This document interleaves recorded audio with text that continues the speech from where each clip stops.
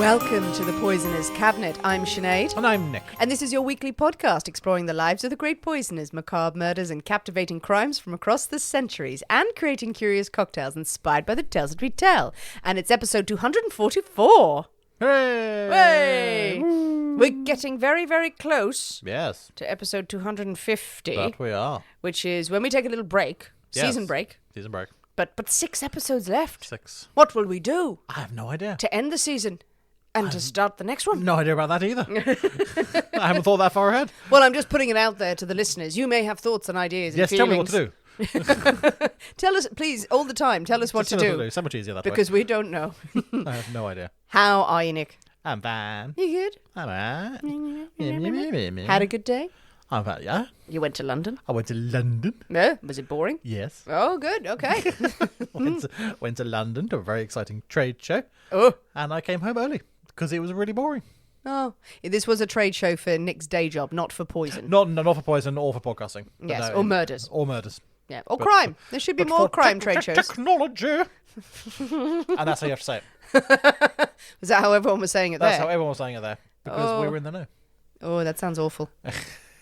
Well, any poisonings this week or while there? I mean, there should be many while there because there's many annoying people who just leap off stands at you and go, "Hooray!" What? What do you do? Fuck off. They're just doing their job. And if I want to talk to them, I will approach them. Well, isn't it that you're supposed to entice people? Come see our technology. Yes, but if I want their technology, I will go and talk to them You'll about their wander technology. over. I will wander over. You don't like the in-your-face salespeople. No, absolutely not. Yeah, they can fuck off. Were you there screaming "fuck off" to Yes. people? Just constantly up and down the aisles. People jumping out. Yeah. Oh, that's not for you, is it, Nick? No. It's your idea of hell. Oh, it really is. Yeah. I was talking to people Oh, and feigning interest. and walking. And nodding. Yeah. Talking and walking. Talking and walking. And Oh, dear God. Oh God, yeah, and feigning interest in things, and I don't care what your software does. A lot of workforce efficiency things, that's big at the moment, and obviously AI, it's big. AI. Oh, everyone's gone, we've harnessed the power of AI. Have you, though? indeed? Have you really? Where is it? In this box? No, I don't think it is. Maybe you shouldn't have gone. I feel like you were... There were some funky hologram things though. Right, There was okay. some really cool hologram What was displays it? and stuff. So you could have like Oh, Jesus. there was like it's like a cylinder, and it must have been the projection-y sort of thing, but it was like a full-sized person, Okay. but in hologram form. Yes. And you had this little thing, and it must have been connected to, I don't know, Siri or one of those types of devices. So you could talk to it, Right. and it would answer your questions. That's horrible. And it would actually, obviously, the figure would move and stuff like that. For lonely people? Well, I think it's designed for a retail environment, so you can ask like, where is the makeup counter, and it's designed. Yeah, that's what the So thing it's like is. a human being there. Yeah, so you can have them at the beginning, at the entrance of stores and stuff like that, and so you could ask it like, where is this or where is that or blah, blah, whatever, and it would tell you whatever you want. And then they had some other sort of like more display things, which like 3D, because it was like all springy and like hologrammy flowers and stuff like that. Going, and it's like, Oh, okay. that's very cool. It's Yes. fucking expensive, but it's very cool. Yes, I know, but it's taking work away from hard-working humans and hard-working flowers. It's true. We don't want to pay humans to answer questions. Exactly. we can spend £100,000 on this bit of technology. This bit of technology that school children will stand in front of and go, "Where's your penis?" Probably. One person was asking like, where is the nearest pub? And it actually answered them. And he's always then found like a Google Maps or something and said, "Oh, there's a great pub." So yeah, go out here, turn right, and and it's like, oh, it's weird. You need to program them with just more weird responses. Yeah. I feel like, "Where's the nearest pub?" Probably where your dad is because he didn't love you. Yeah, don't get many customers that way. I feel. No. But I would clap and go, "Yay!" in the background. That's what I'll have in my shop. That will sell nothing. There was nothing to no one. That will just have this aggressive AI. It's me, basically. Going, this is entirely not. This is should have been for the warm-up chat. warm-up thing. Yeah, No, but it's happening now. Our shop in Boho, Yes. fucking bubble tea shop. Yes, I know. Boo. There's a deep-rooted, distant plan that Nick and I have that we discuss over wine every now and then to open a witchy bookshop. A witchy, whimsical bookshop. A witchy, whimsical bookshop with a nice little cafe. With a little cafe with like lovely hot beverages, an occasional cocktail. And occasional cocktail evenings. I mean, know exactly where it's going to be. Well, there was one option. I wasn't convinced by it. Well, Personally, I needed well more bigger now retail it's going to be a space. bubble tea shop. Well, now it's a bubble tea shop because there's not enough of those. Yeah, exactly. Don't worry, Everyone people. needs more bubble tea. Look, people, someday it will happen. That's the retirement plan. Plan? Maybe. Well, speaking of opening witchy bookshops, but being absolutely ridden out of town by bubble tea places, I think it is time for us to thank our delicious Patreon subscribers. Oh, we certainly should. This week we must say thank you very much to Rachel P. To Jen. and to Coral Rose. You delicious, sexy, Marvellous people. sexy Patreon subscribers. We had fun on Patreon this week. Did we? Yes, we did. You had a did we lovely do? story. It was the Minister of Murder. Minister of Murder. Minister of Murder. That was a great story of political shenanigans and murder.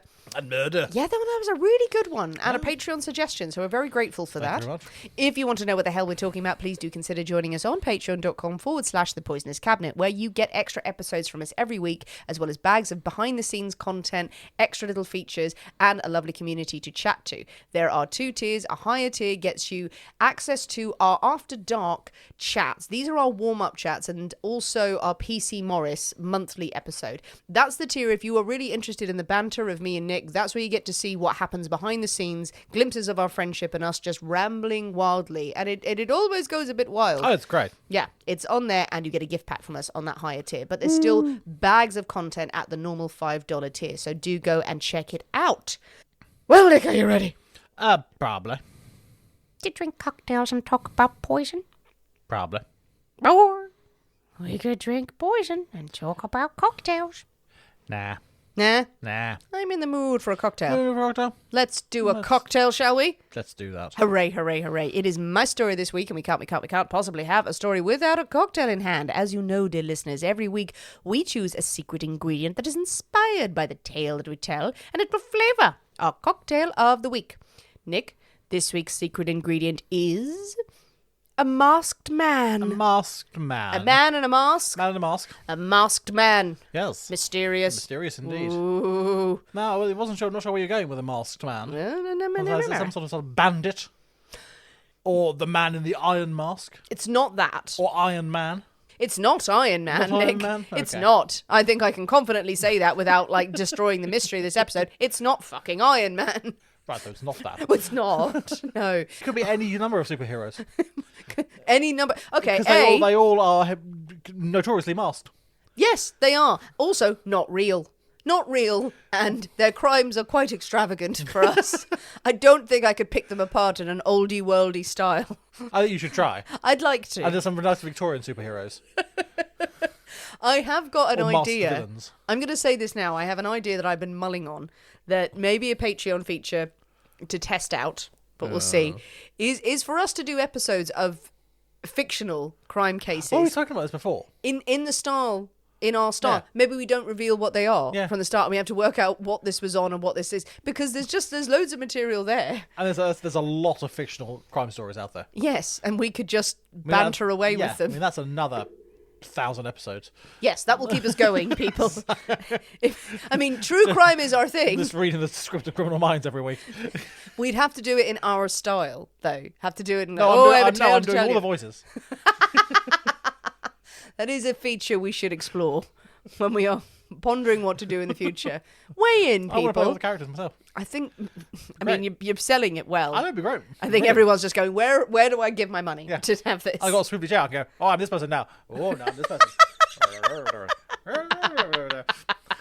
It'd be great. The script will be more advanced on that. I would hope so, because if it's just you going, they can work it out. But I still think people would be happy with it. It's a future project, people. You can weigh in with your thoughts. But back to the man Back in the to this. mask. The Back to the masked man in the man. mask. He's not a Masked man. superhero. Ooh. Well, maybe he was. Or maybe. Actually, you know what? You can decide during the episode.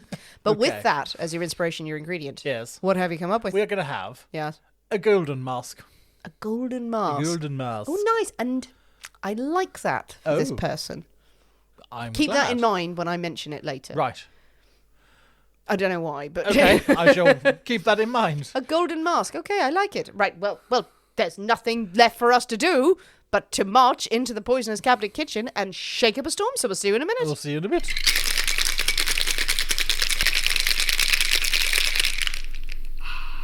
And we're back. Hello. So, Nick, Yes. golden mask. The golden mask. It's kind of golden. Yes, it's got a goldeny... It's more bronze. More rose gold. All right. It is a rose gold, actually. I'll give you that. Yes, very nice. I like bronze. Okay. Okay, good. Let's not fall out over the colour. But it looks very nice. It looks a little fizzy. And also, I heard a cork pop. You still heard a cork pop. I went, whoa! Well, yeah, but I don't know if that's just you and they're necking shots of champagne or something. I had a shot of champagne before I came back. Okay, well, I think it's time for us to dive in. Yes. The Golden Mask. Merry Christmas. Okay. Yeah. Okay. Yes. What?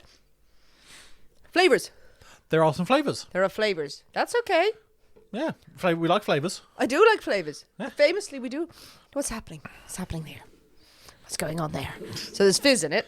There's fizz in it. Fizz. What makes all the colours, though? I don't know. What else? What are all the flavours? Is there something floral in there? No? No, I wouldn't say floral. Fruity? There's a fruity thing. Peach? No. Apricot. Apricot. Is it apricot brandy? It is apricot brandy. Apricot brandy. Apricot brandy. Oh, God. And fizz. Why? Okay, that... What's the colour coming from? Is the apricot brandy that colour? Apricot brandy has an orangey sort of hue. Okay. There is something that is making it more that colour. Is it bitters? There is some bitters. Patience. Oh, all right. Creole bitters, yeah. Okay, so the apricot brandy, fizz, patience, how many more things? One more thing. One more thing. An alcohol? An alcohol. Oh, base spirit? Yes. A gin? No. A vodka? No. A rum? No. A tequila? No. A bourbon? Yes. No. Oh! Oh, fucking hell, Nick. Oh, will we survive this? How? I mean, not a lot. I mean, there's not a vast quantity of the spirits in there. I feel it's nice, but I feel a headache already forming. Oh, dearie me. Okay, I don't know how to feel about that. No. Well, you seem to like I it. quite like it. Talk us through your feelings. I was dubious about whether bourbon and fizz would work, and I think I quite like it. It is nice. It does feel like a really nice kind of Italian aperitif. Yes. A digestive. What would it fall into, actually? I'd probably be going to be a bit colder. Yes, I was going to say. Because, the fizz was in the fridge, but the recipe said, mix it in the glass. I think what I should have done is mixed it in a mixing glass with some ice first to chill down the spirit, and then top up with cold fizz. So that's the only thing the liqueurs were and the spirits were at room temperature. I think that would benefit from being a bit colder. Yeah, so I think that would have been good. So I should have done that. But it's a really interesting combination of flavours and nice. Yeah. Okay. That works. Yeah, and it's interesting because I was reading out where it came from, and it was invented only a few years ago. Wow. There was a competition to make a cocktail for the BAFTAs. Oh, really? And the it's Golden Mask for the right. BAFTA trophy. Yeah, and this was the winner. Just 3 ingredients. It just goes to show, doesn't it? What a nice combination. Yes. Okay, the Golden Mask is a hit, I think. I like it. I'm confused by it, but I like Excellent. it. I want to be drinking this in a piazza somewhere as the sun is setting, as the sun is sort of casting a beautiful golden red hue across the streets of Rome. That's what I want. And speaking of Rome... soon. Well, I will be going to Rome soon. And that's not influencing my series of episodes, by the way. Not at all. But just so happens that Rome is quite a nice setting because we may be going back there. Maybe. As in we definitely are. Because we're going to revisit a collection of people that we have talked about before and that many people still message us. The Romans. The Romans? We're going back to the Romans. What have the Romans ever done for us, Nick? But people do message us when we put out ingredients and go, could it be this? Could it be this? And even though we've done an episode sort of on them, but turns out there is quite a big story that we can cover because we're going to go back to the Borgias. Ooh. The Borgias and a murder mystery. How marvellous. That was at the heart of this famous family. Now, we have spoken about the Borgias on episode 52. They're generally quite murdery. Murdery. We looked at Lucrezia Borgia and the whole family briefly in that sort of double episode because we talked about the Medicis. Yes. Medicis. And we also referenced Pope Alexander briefly in my recent episode on popes. But a murder with Borgias, they love to do that. If the legends are to be believed. Yes, it doesn't sound that abnormal, but this one is an enduring mystery and in a hot political climate of intrigue. That's what happened. It is the murder of Juan Borgia, also known as Juan Borgia, also known as Giovanni. The Spanish one. They are all Spanish. Oh. The I Borgias. assume they were Italian. You see, you didn't do any research for that episode. You did. I mean, it was also 12 years ago. It was 4 years ago. That's long enough. Yeah, actually, I don't know where we. I don't even know who we I were have then. no idea what happened 4 years ago. The Borgias are Spanish. The Borgias are Spanish nobles. Then you said that, and now you okay? It doesn't ring a bell. Yeah. So the family have their roots in Valencia. So they were Spanish, but they moved to Rome. Obviously, lived there, based there, but went back and forth from Spain. So that was a big bone of contention for many people, seeing them as Spanish, not Italian. But Juan, one of the sons of Pope Alexander VI, who was Rodrigo Borgia. Juan is also known as Giovanni, but his Spanish name was Juan, so I'm going to refer to him as Juan. Juan, because I get to go Juan the whole way through this. But yes, Juan was Daddy's favourite, a bit of a player, but met a very, very sticky end. Oh. So to recap briefly, the Borgias, immensely powerful family Just a tad. during the Italian Renaissance, though they were technically Spanish, as we've said. A family of great strategy and power. You will recognise some of the names, like Rodrigo and his children. Name me one of the famous children. Lucrezia Borgia. Lucrezia Borgia. I can't remember those. You don't know the Was a Roberto? Was an No. R1? Yes, there is an R1, but it's not quite an R1. There's an R1. It's not quite an R1. Well, Caesar, but that's not how it's pronounced. Okay. So Caesar is the famous one. He's actually pronounced Cesare. So it's spelt like Caesar or Cesar. Yeah. So it's a bit like him just going, yeah, it's not Ralph, it's Rafe. He was just vibing with that the whole time. No, that was actually how it's pronounced. But yeah, this family who is synonymous with poison that we detailed back in previous episodes, and you do go and listen to episode 52 to have Nick's introduction to I it. think I should to remind myself think what you I should. might have to do that now. It's all wrong, people. But there's lots of details you threw in about them being poisoners, but now we're going to revisit other elements of them and this famous murder. Suffice it to say, they planned, they moved, they worked their way through different factions of Italy and wider Europe, currying favour in the right places, gaining work and patronage from the right people to become highly educated, incredibly politically intelligent, and brimmingly ambitious in all regards. So basically, Brimmingly ambitious. I like that. I was quite happy when I wrote that. I'm going to go brimmingly. Brimmingly. And I bet you Nick will pick up on it. Yeah. And either praise me or yell at me. I don't often brim, but I appreciate when you do. Brimming does bring all the boys to the yard. And other things. Along with my rattling.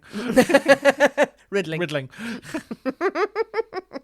So think Succession Renaissance version. Okay. Yes. Other people have sort of said, oh, it's like the Murdochs and all these kind of, if you're thinking about like a powerful political motivated family, a family of power now, if you want to do the comparison, it's fair to put the Borgias in that sort of category. Borgias just loved poison and swords and explosions and punching people a lot and lots of fighting. Loved that. Absolutely loved it. Sounds like tremendous fun. It was tremendous fun for them, and it was the style at the time. Now, they produced 2 popes. 2. 2 popes. Now, we know Pope Alexander. I'm just going to keep calling him Alexander, Pope Alexander, even though he's Rodrigo. The first one was Alphonse de Borgia, who was Pope Calixtus III. Okay. And he was Pope for 3 years, from 1455 to 1458. I was listening to a bit of his history and reading up on it, and very old when he came to sort of the papal palace. He was sort of one of those ones that was like in the family, just shove him Just in get him there. out there. There we go. Okay, he can go in there and he might die soon, and like people who wanted change of the Vatican go, yeah, he's good. He's a good puppet. Let's put him in there. But him getting in and being elected Pope, even though he's not the most ambitious or the most famous Borgia, it enables him to appoint his nephews as cardinals. And this is the time where you have to be a cardinal to get anywhere near the papacy, and he appoints his nephew, Rodrigo Borgia. Now, he was married before becoming pontiff. He had 3 kids, but then he famously continued to have a mistress. Well, as one does. As one does, became pope and then was like, no, I'm keeping my mistress. And they're like, you're not supposed to. Yeah. We'd rather you didn't. Like, you can be married, but maybe stop having babies, because that's kind of part of the... No, you're going to keep doing it? No, he not only continued to have illegitimate children, many popes did, and many people did, but his big thing was that he claimed them and named them, and was like, my illegitimate children, no, I recognise these children as my own. And his 4 illegitimate children were his favourites. Oh. His favourites that he had with his mistress, Vanozza di Cantanei. And the children were Juan, as I said. You got Cesare, Lucrezia, and Joffrey. Joffrey. Oh, Game of Thrones. Oh, no, Game of Thrones. Yeah, there's lots of similarities there, actually, weirdly. And he recognised them. As I said, this is a time where everyone is fighting for supremacy and power in the 1400s, 1500s. People will be killed in the process. That's just what happens. Rumours about the family over the centuries have been exaggerated, greatly exaggerated by diarists and historians who are working for subsequent popes and subsequent families, and their allegiances lie with their enemies and over the years. So that's where a lot of the exaggeration around the Borgias comes from. Really, were they the most murdery, incestuous, poisony, stabby people who ever lived? No, they were very, very powerful. They were very ambitious, and they did what they felt they needed to do to survive and get to the top. Yes. Maybe a bit more excessive than some others, but not completely. So. And had a lot of enemies who would say nasty things about them. So. Oh, yes. Absolutely. So we have tale after tale over the centuries about them, but, you know, the Medicis and the Orsinis and, you know, basically doing the same thing. This tale isn't one of poison. There are some poison references in here. Don't worry. But Nick, if you want to right now, would you... I wrote this in to remind you, but now I'm worried. Do you want to remind people of some of the methods they reportedly used? No, not really. Because I remember... There was a ring... So Lucrezia's ring. There was a secret ring. Was there something with a key? Yes. That would have spikes on it. It did. So Lucrezia apparently had the poison ring that's been recreated, and, like, you know, you can get knockoffs now. Oh, the poison ring. Don't use it. But where it had poison in it, and she could sort of hand over a glass and sort of tip her finger, and then, hey, poison. The key... Cesare and the Pope had this key, and they apparently... Oh, how I remember that. Yeah. No, it is. It was the idea that they would go, can you help me move this cabinet? I can't open this cabinet. Please use this lock that had spikes and poison in it. And then they turned the lock innocently enough, and that's what poisoned them. Yeah. So lots of crazy shenanigans. But let me tell you about Juan. Do tell me. Borgia. Little bits of family history are sprinkled in here. Can't do the whole of the Borgias. But if there's anything that I've missed or stuff that you'd like me to go into in more detail, or Nick to go into in more detail in future episodes, you can let us know. So Juan was born in 1476 at some point. No one really knows his birthday. It is disputed about who was the eldest. It's generally considered that he was the second son, actually, after Cesare. Nice. But they may be very close together, not so sure. I mean, there had to be some sort of gap. Yes, usually a 9 months, so... You would think. Also, yes. What's a few months between friends? But he was the favourite, really, of the Pope. He had older children by his first wife, as I mentioned, but screw them! Yeah, no, these 4 beauties by his mistress, they are his path to ultimate power, and they are the ones that he lavishes attention on and uses as his political pawns, will use them to his advantage and for their betterment. And they are very well educated, they live very good lives, but obviously they are playing the Game of Thrones, the game of power, the games of succession all the way through their lives. Once he becomes Pope, he is very careful to position his children in advantageous positions, in roles, and to marry them off well. So a little scene setting in the early days of the children about how they're all married off. Because it's not fun being married off. It's not like they meet someone like, oh, I love him. Yes, you shall marry them. It is kind of get your 10-year-old daughter and shove him in front of a teenage boy and go, this'll probably work. Well, it says hated things back then. Yes, have you got money? It's not necessarily that marriages would be consummated immediately for the girl. Indeed. So for Lucrezia, she was the prize, really. She's the princess. She has a lot of sway. Very beautiful, very bright young girl. And really from the age of 10, her father is entertaining various suitors. He had 3 fiancés lined up for her, but it's the 3rd one that she would end up marrying first. Her brother, Cesare, yes, there are rumours that they have been very close all the way through their life, and he's very protective of her. That will continue on. Does that mean that they ended up shacking up and doing things? Yes, it does. Okay, fine, if you want to go on that side of things. But yeah, she's got a string of suitors. Daddy ends up picking out Giovanni Sforza. More on him later. He does play into our story. Nice. When she marries him, obviously she's about 13, and she's like, ew. Don't really like him. Don't really like him. And again, to reassure, it's not necessarily expected that this marriage would be consummated at that age. It's just marry so children can be produced. But actually, if she doesn't consummate the marriage, that's a little bit, we can hold her back in case someone better comes along. He's keen, apparently. Well, but she's like, well, fuck off. No. And she gets to because she's a Borgia. So, yeah, that's fine. She's doing okay. The boys, they need to get on with the shagging. So They've you got have heirs to produce. They do, and asides on each of them, but they do play into the bigger story. Joffrey, Joffrey, the youngest. I kind of feel bad for him. I am painting him in my head in a certain way because, like it's a film. Not like Joffrey, not like power mad, crazy psychopath that was of Game of Thrones fame. Joffrey the youngest, and the way he's written about, you picture him as the most earnest kind of all of them. So he was married when he was 12 to Sancerre. So not far from Sansa. Yeah, again, we it's know, really not. We're finding out where he got his name There from. we are. So Sancerre of Aragon. And she is a good match. She is the illegitimate granddaughter of the King of Naples, but again has been recognised. Very good match. She's a bit older than him. Apparently, she was known to be completely wild, a temptress already, headstrong, absolutely loved the boys, had a reputation. And Joffrey was like polite, meekly, gentlemanly ways, is married off, and it immediately was questioned if he had consummated the marriage, because apparently he hadn't. Probably his horny wife was coming at him across the bedchamber, and he's like, let me play the lute or make a cheese board. No. Got you some poses. But these rumours would persist, and of course, anything around consummating the marriage would be used in the political game by different factions and different people. If you can't consummate the marriage, you up the job, but also it can be used to your advantage later on if you want to discredit the man or the woman.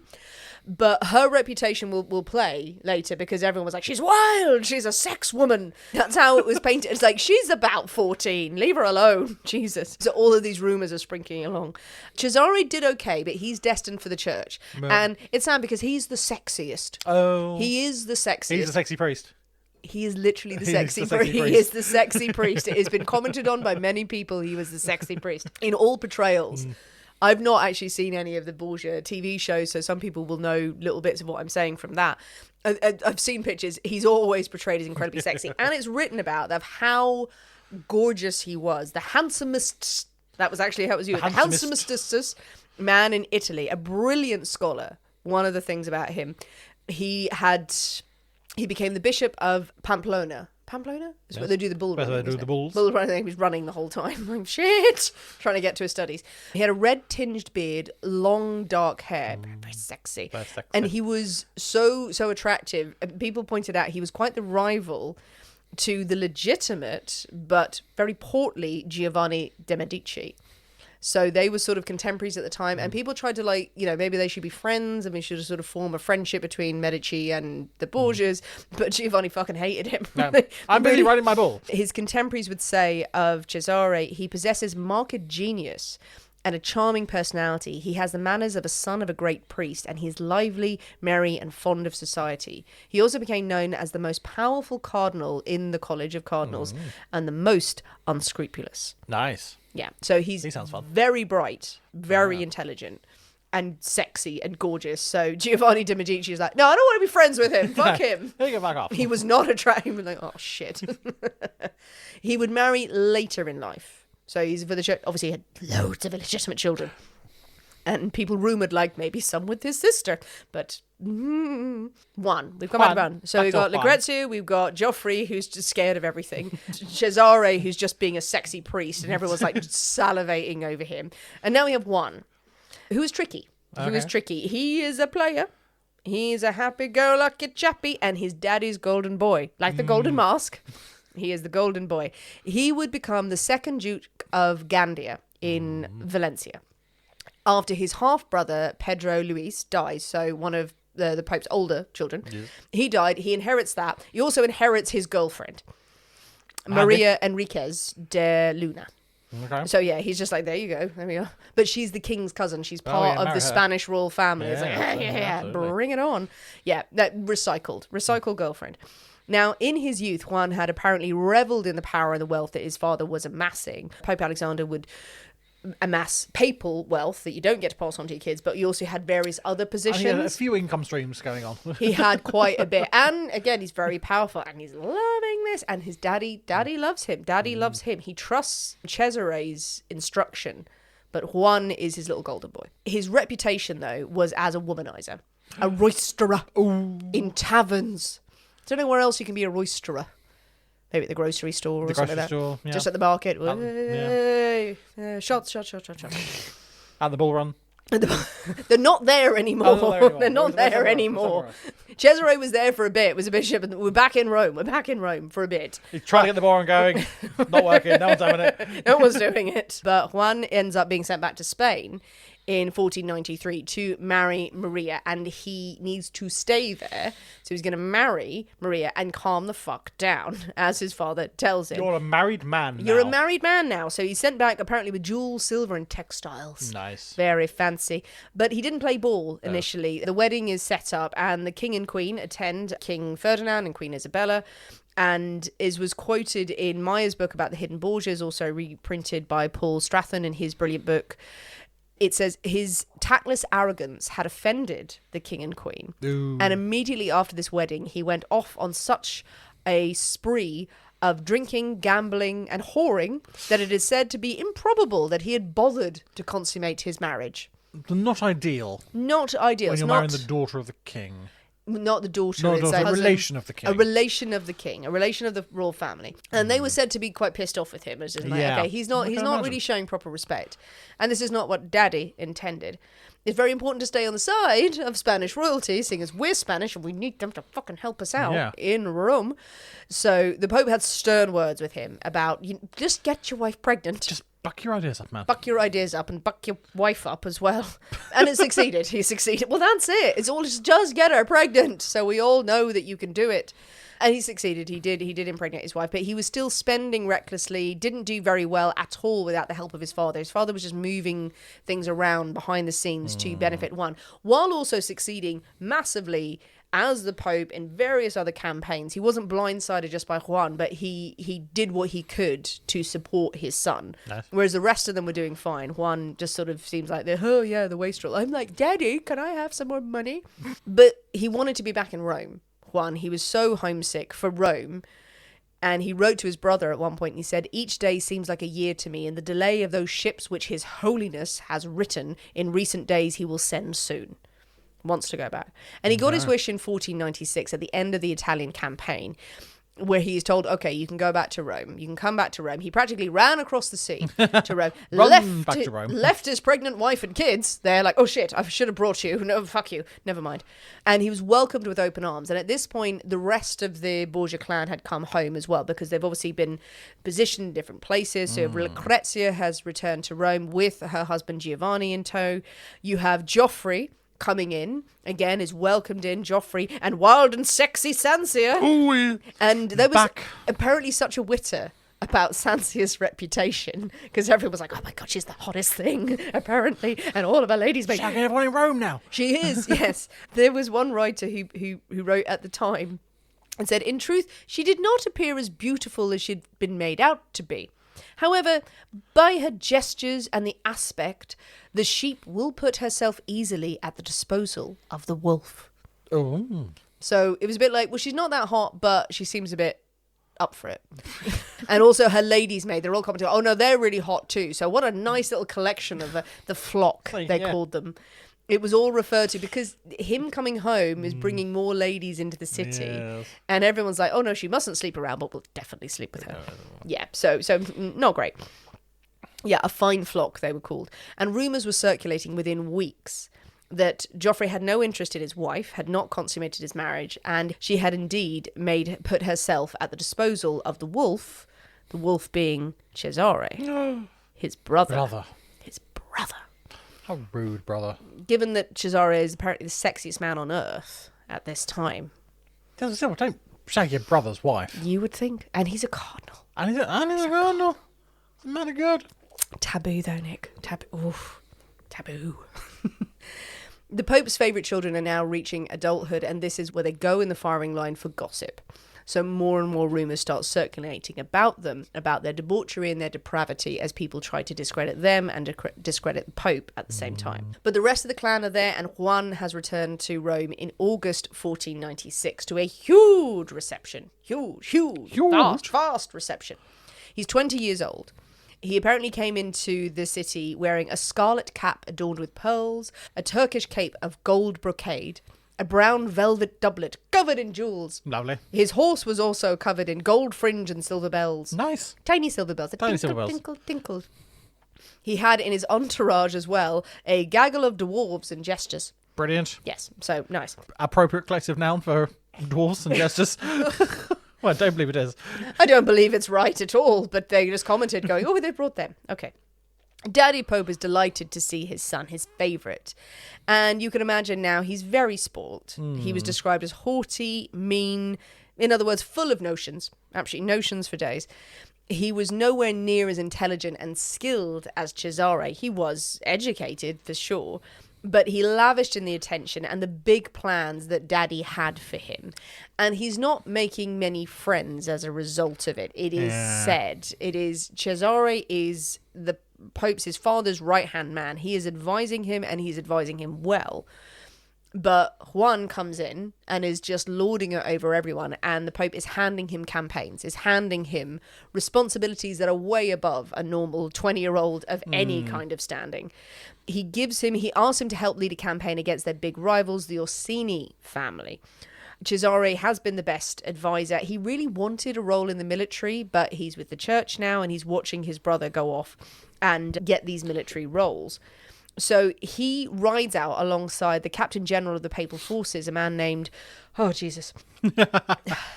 Guidobaldo di Montefeltro. Okay, let's go with that. Yeah. That's pretty much spot on. I think you'll find it probably isn't. So they ride out in this campaign against the Orsini family to the Roman countryside to capture the strongholds of this family in 1497. So the following year that he's come back. They will do well, but they met their match at Orsini Castle in Brissanio, I think it is. They've done well up until this point. They have met their match. They are really struggling. And the Orsini family send a donkey over to Juan's camp. And the donkey is wearing a sign reading, "Let me pass because I am an ambassador to the Duke of Gandia." Him, he's the Duke. And they'd also stuck an insulting note in the donkey's ass. So yeah, sending that over. At this point, Juan, the Captain General had been injured and he's just in charge. And so they send over this donkey with an insulting note and a sign.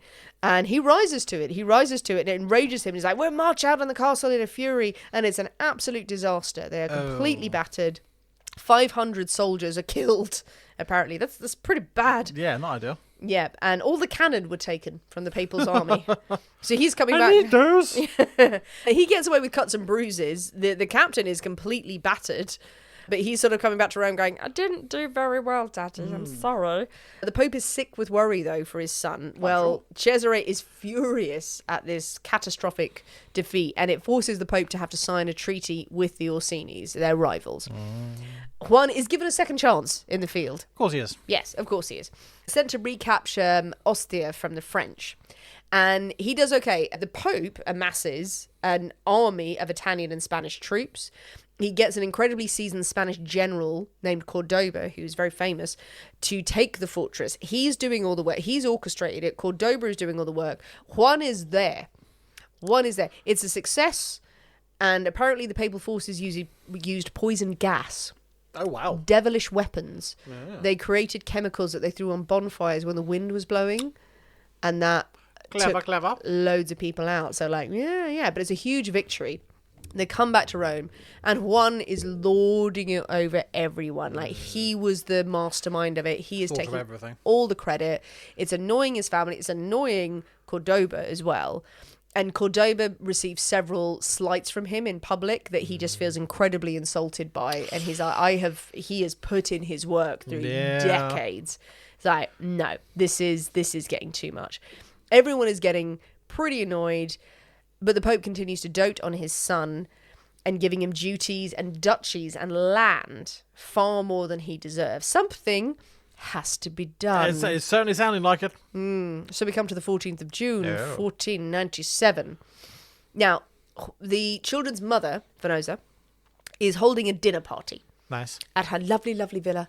It's by a vineyard just outside the walls of Rome. Splendid. Very, very pretty.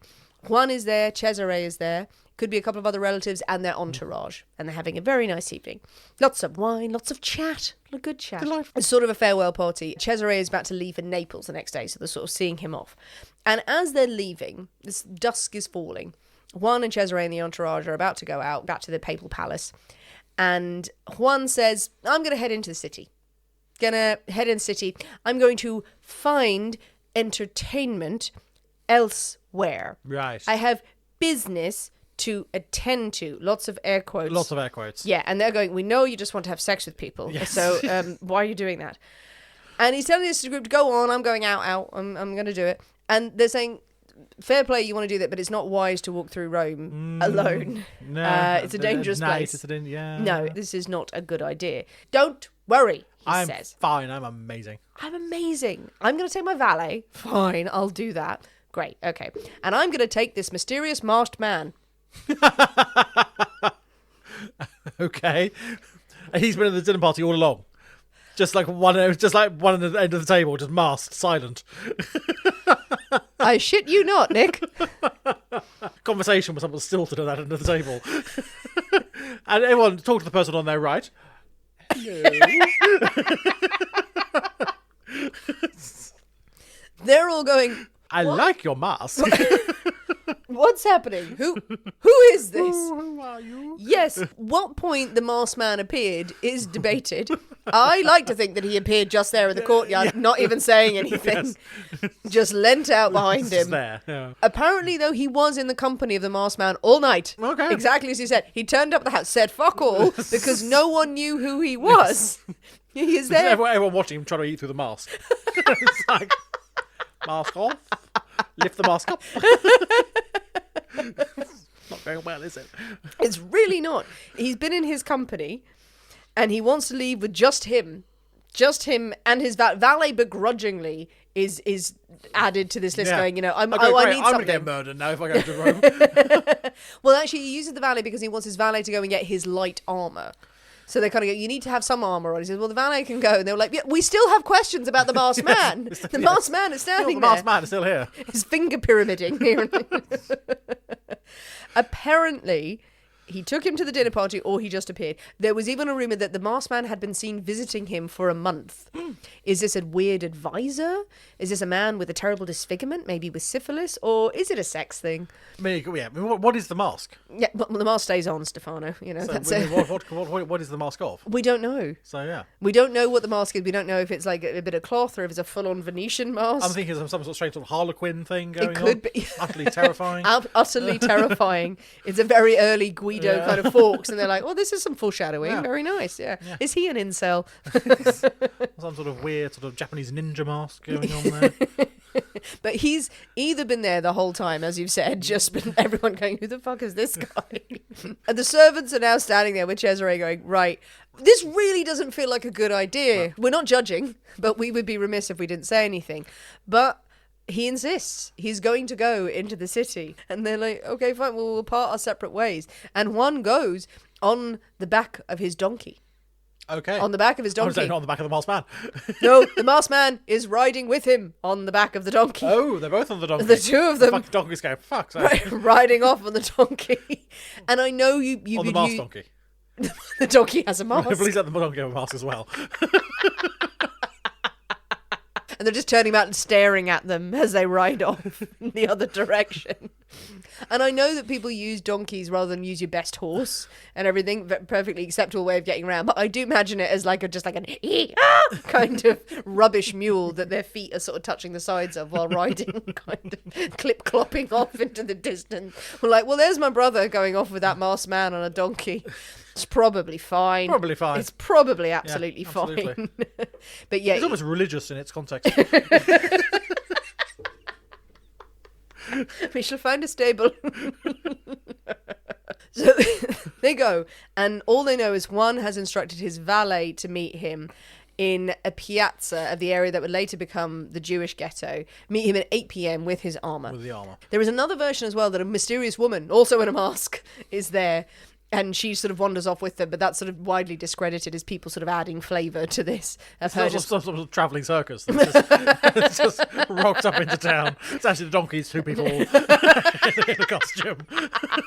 It's a pantomime. It's getting more panto, really, isn't it? They're climbing onto it, going, just style it out. Don't worry about it. But this is the scene. And that is the last time Oh. most people will see Juan as he disappears into the night. And I think that's time for a drink. I think she certainly is.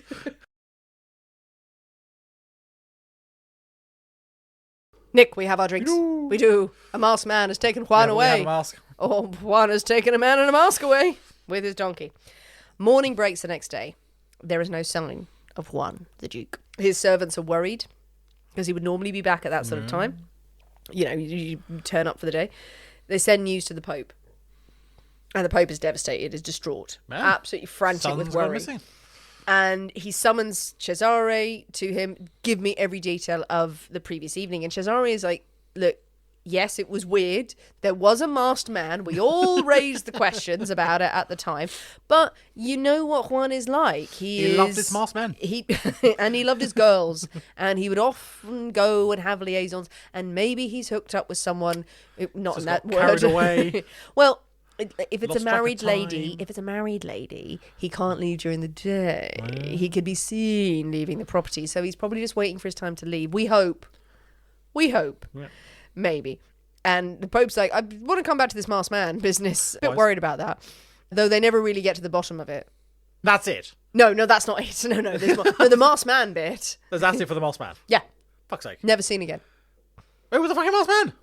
I don't care about the rest of it. Well, let's have theories in a bit. Okay. Well, I've got theories. The day carries on, and evening comes, and there's still no sign of Juan. And okay, night is fallen. Right, he should be turning up here. The Pope is apparently stricken with mortal terror. He orders the guards to search the city, spreading words of the Duke's disappearance. And people are apparently terrified by this because, you know, prominent member of this family, they suspect a vendetta has been enacted. And that violence will spill onto the street. It ends up with some people barricading their shops and their windows and their children, and then just shutting up shop all around them. It's like bit extreme. It's only been a day, but fine. Later that day, the donkey makes its way back to the papal palace, riderless. Homing donkey. Homing donkey. Well, it goes back to its knows where it's going. Riderless, and one of its stirrups is cut. Donkey's fine though. Donkey's fine. Which I'm quite glad about. It's the main thing. Juan's servant, the valet, is found in the piazza where he was supposed to meet him, mortally wounded. Oh. Some say that he was wounded, he was taken to a home to recover, he'd been stabbed, was never able to say anything, and then died. The servant did die. Some say that he whispered some things, but they were all very inconsequential. Who was that guy? It was weird, right? But yes, his servant has been found stabbed. The donkey is back without a rider. Right. The Pope is now into overdrive, ordering all the houses along the route where people think that they have seen Juan, where he was last seen, to be searched to no avail. And it wasn't until a timber dealer who worked on the River Tiber named Giorgio came forward that they realised what had happened. So Giorgio had been on his boat. He was guarding his timber. As you had to. Well, as one should. Yeah. The timber was on there, so he's sleeping on the boat, guarding, like, no, don't you touch my timber. I'll nod off for 5 minutes at a time. No. But he woke up around 2 a.m. and he looks over to the side and he sees a group of men sort of scuttling out of the shadows, looking around at the edge of the river. And then they sort of signal to people. And then a white horse comes forward with a dead body draped over the back of it. And he sees them take this corpse to the spot on the Tiber where the rubbish would normally be thrown in.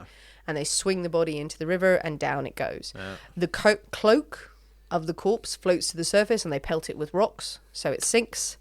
And they sort of dust off their hands and then scuttle into the night. They disappear. They ask Giorgio, well, why didn't you say anything? Why didn't you raise the alarm? And his reply allegedly was, in my day, I have seen as many as 100 corpses thrown into the river at that place. I don't think you would. On different nights without anybody troubling himself about it. So I attach no further importance to the circumstances. Yeah, because as soon as you go, oi, what are you doing there? Then you're the next one in the river. Yeah, and it's Rome. It's the Tiber. And he's just lying there going, oh, there's another dead body being thrown in there. I didn't see nothing if you didn't see nothing. Yeah, it's just sort of nightly entertainment. Like, okay. Yeah. Having a little snack and watching the bodies being thrown in, going, people throw bodies in there every day. This is not news. But obviously didn't realise it was someone of importance. Someone important, yes. So not a robbery, not suicide. So the river was dragged and Juan's body was brought up from the depths. Apparently it was just before Vespers, the great riding of the scooters. I'm sorry. Or the other kind of Vespers. Yeah, let's go with the other kind. When they found the Duke still fully clad, with his stockings, shoes, waistcoat and cloak, and in his belt there was a purse with 30 ducats. Definitely not robbery. He had... Throw 30 ducats away. He had multiple wounds. In this account, it was 9 wounds. 1 through the neck, through the throat, the other 8 in the head, body and legs. That'll do it. Some put the wounds as much as 30. Multiple stab wounds. This is a frenzied, brutal attack, not suicide and not robbery. Yeah. Because he had all of his possessions, Got all his shiny fine things on clothes, his money were all on his person. On hearing that his son was dead, the Pope fell into a paroxysm of grief. It's very sad. Very sad, yes. He locked himself in his room, wailing with abandon. Then he took the band off and wailed again. I love that joke. I'm sorry. He's very sad. He's very, very sad. He wouldn't eat or sleep, and he cried openly, wept openly in public for days. Juan was given a huge burial, buried at the Basilica of Santa Maria, and he would later be moved, many years later, he'd be moved on the request of his widow, after his father died, to Gandia, where he was the Duke. In his first public address, the Pope said, "The Duke of Gandia is dead. A greater calamity could not have befallen us, for we bore him unbounded affection. Life has lost its interest for us. Indeed, had we 7 papacies, we would have given them all to recall the Duke to life. It must be that God thus punishes us for our sins, for the Duke had done nothing to deserve so terrible a fate." Apart from shagging half the country. Well, Doesn't deserve a murdering. he didn't. He was my golden boy. Apparently afterwards, the Pope really did start focusing on reform for the church, was really, really focused on that, Good as for if him. it had really, really sort of jolted him into action. But yet, one did maybe do a few things that pissed off quite a few people. Yeah. So let's look at the suspects. Yeah. Shall we? Is this an honour killing, or is it something far more personal? Now, suspects, number 1. The Orsini family. A vendetta. A true vendetta from one family against another. There has been bitter rivalry between the two families. We've talked about the various power struggles. We've talked about the campaigns that Juan was involved in. They have a huge number of castles, a huge amount of influence over the countryside around Rome, and they've clashed again and again with the Borgias. A vendetta does seem quite likely from that side. Why not target the Pope's favourite son?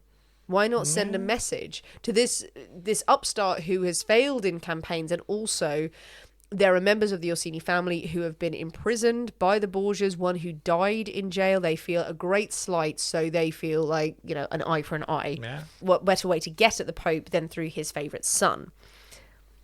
So, political. Yeah, political. Apparently another person who would have a vendetta is the aforementioned General Cordoba, the one who had led the campaign and felt so slighted by Juan and his antics, and by the Borgias in particular, that had he arranged to have Juan killed brutally as a message to say, you don't slight me, I am a general, I'm a man of power. Or is it something closer to home? Was it Cesare? Was it Cesare? Jealous for daddy's love and personal spite. He became one of the favourite suspects a little while later. It was a few months down the line. He wasn't named initially as a suspect, even in the rumours, where everyone was sort of gossiping about this. He was the last one to see him alive, and he would directly benefit from his death because he would inherit his military positions. He would be able to take those on, and it's something that he always wanted. So it was in his interest. And yeah, he had always been the favourite, and he was discrediting the Borgia family. Maybe Cesare thought his father was blind to his son's failings and what he was doing to damage their reputation. With one out of the way, he could have more access to the life that he wanted. The thing is that Cesare really didn't want for anything. Yeah, he's still a pretty powerful chap. Yeah, it would have been very stupid and petty to kill him, and Cesare wasn't that. Yeah. He was a very violent man. He absolutely he was a smart man. He was a powerful man. To kill his own brother, it does feel a bit melodramatic. Yeah. Though Juan's widow, Maria, was convinced it was Cesare. And people in Spain actually thought it was Cesare as well. Rumoured, but it's good gossip, isn't it?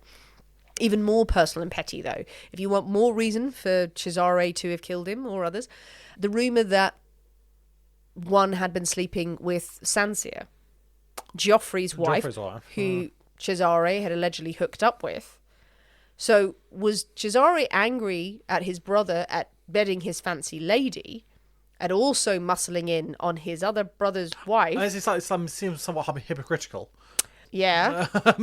That's so wrong, man. That's so wrong. Pissed off at you're shagging your brother's wife. Well, I'm also shagging her as well. But I'm going to kill you for it. Yeah. Thought it was insulting. Or was it Geoffrey?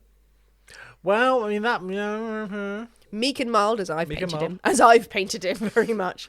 But was he so enraged at his brothers taking turns with his wife and the insult that was being cast? Had he arranged to strike the weaker one slightly? Juan, who is not going to be missed massively, and struck out at his brother? You know, Cesare probably couldn't have done anything about, but then Juan getting in on it, maybe it felt like a bigger insult. Maybe it was Joffrey. Again, very dramatic. Maybe Joffrey.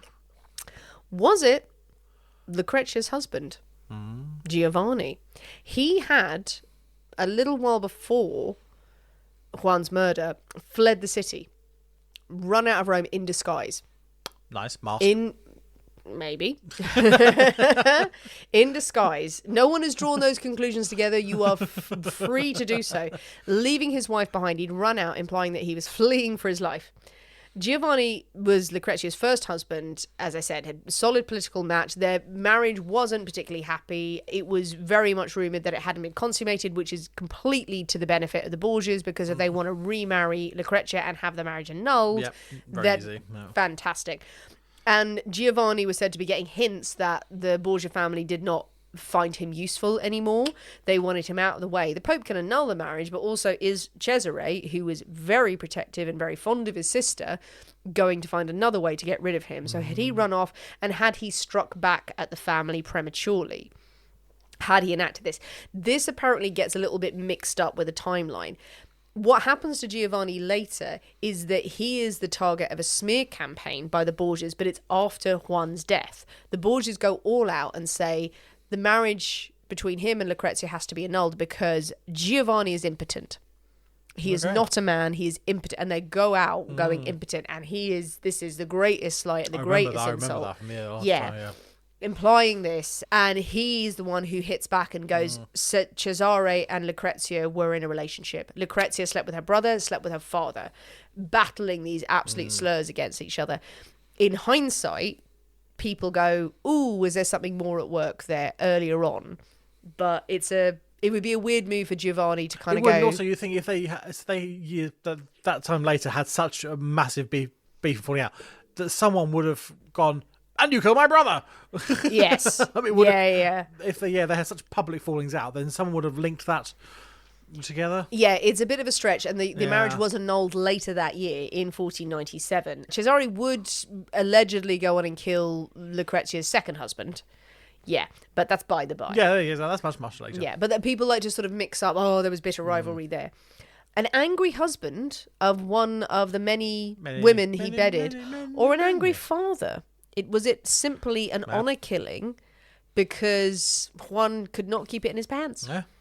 So it was alleged that's very true. that obviously he was sleeping with all sorts of women, and all sorts of husbands could have been absolutely furious. And these were noble women as well. He loved to go to the brothels, but he also loved to bed whoever would have him. And he had been known to be gallivanting with the daughter of a man, Antonia Maria della Mirandola.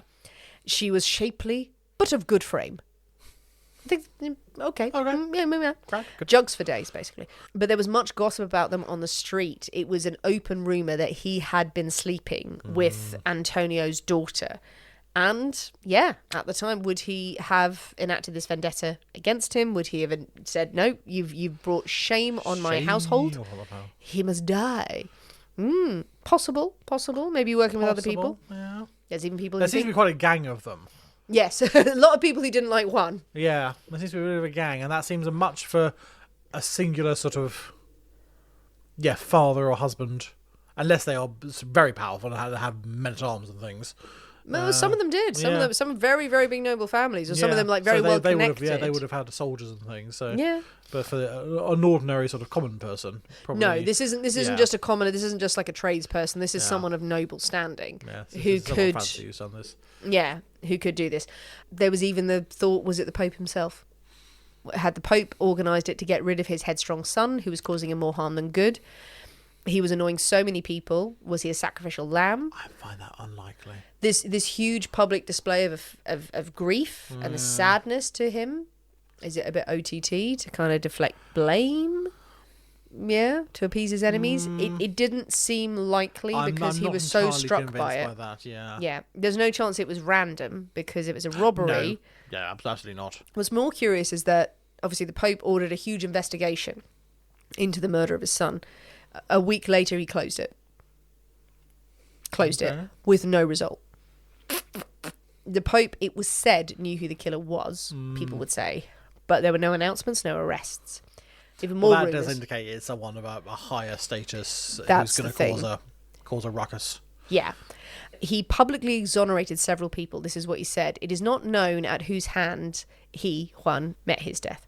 But it is not these people. It has been stated that the Lord of Pizarro devised it, which we do not believe. So these are some of the random people who are mentioned. That the Prince of Squillace, his brother, which is utterly false. We are certain too that the Duke of Urbino had no hand in it. God forgive the guilty, whoever he was. He's very clearly naming some random people in there. These are, again, I looked up at each of those ones. It's like, oh, it could have been them, it could have been them. None of the big hitters. Does not clear his son's name. Is he protecting his family? Stopping any musings there. Does he know that it was Cesare? And he goes, stop this now. Okay, no, we're done. Or is he shrewdly acknowledging that the Orsini were responsible without having to go head to head with them? He knows he can't battle them without out and out war. But by doing this announcement and not saying we know it's not the Orsini, we know it's not these people whose names have been shared around him, not naming them, does it speak volumes? Does it speak volumes for the people he didn't mention? Juan's murder has never been solved. The circumstances around it were intriguing. How the various factions acted afterwards just adds more mystery and rumour to this political vendetta, this personal slight, or something far closer to home. We do not know, but the Borgias certainly continued to thrive. And that is the story of the murder of Juan Borgia. Nice. A little excerpt from Borgia history. Where's the mouse man? Yep, there we go. Where's the mouse man? Theories. Don't know. You said you had theories. I don't mean, he could be anyone. He could have been some sort of pimp. Sort of, I'll take you to the lovely ladies. I'll take it to the lovely ladies. Take you to the lovely ladies, my lord. Yeah, takes them to dinner as well. Yeah, well, that's my fee. I need a good dinner. I need a good dinner. I need a slap up feed and some nice wine. And I shall take you to the lovely ladies are. Lovely ladies. Yeah. Or Could it be. was the Pope in disguise. Was it his dad? I think you'd all know if it's his dad. Yeah. Or a secret assassin. Who just takes on a donkey for a ride. He's a long-term assassin. Yes. He's playing the long game. Yeah, he plays a long game. He builds up a friendship. Yeah. And gets trust on the back of a donkey. Slits your throat. It's a weird element to that story that this masked man is there, is never seen again, and there's such detail as in like it's not just a masked man was spotted on the bridge. He was in his company. He may well have gone to dinner the whole evening with him, got on the back of the donkey and rode off with him, and no one knew who he was. He never revealed his information or his secrets. Sneaky assassin. So is that an assassin or is it? Why add that element in there? It makes it an interesting, good. Makes it a good mystery. Is, yeah. Or it was. Or is it some evil phantom? Maybe it was a ghost. The ghost got him. It was the evil phantom assassin who is in that place to this day. To this day, he haunts is seen the streets, masked on a donkey. The donkey has a mask too. The donkey has a mask too. That's how you know it's them.